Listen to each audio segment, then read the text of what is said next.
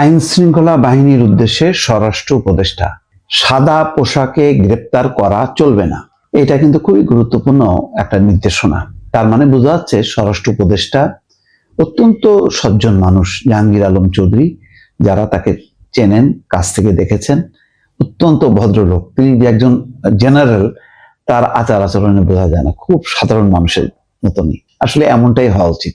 মানে কোনো অহমিকা তার মধ্যে নেই, কোনো অহংকার নেই, তিনি একদম সাধারণ মানুষ।